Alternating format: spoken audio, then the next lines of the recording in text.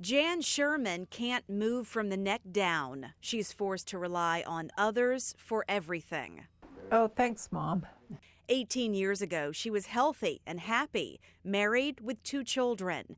But at age 37, she developed a disease called spinal cerebellar degeneration, which means the messages from her brain aren't getting to her limbs. So if my brain says move to my arm saying I can't hear you.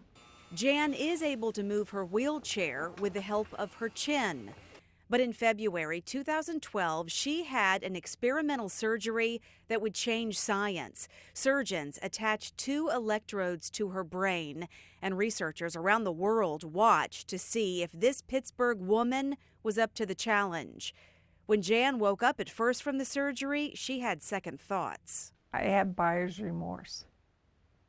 I thought, oh my gosh, why did I do this?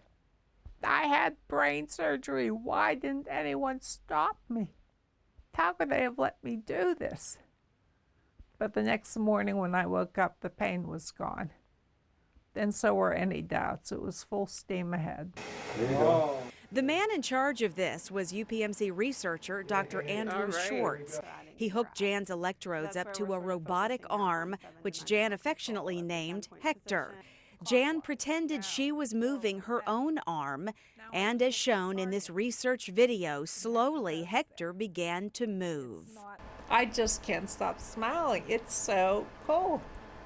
I'm moving things. I mean, I always have to kind of pinch myself and say, wow, you know, I was just lucky that I was in the right spot at the right time. A time when Jan became the first person in the world who, with 2 electrodes, was able to work this new highly performing prosthetic arm with her thoughts alone. Because we were the only ones in the world doing this, every time we got faster, we would say, it's a new world record, yay!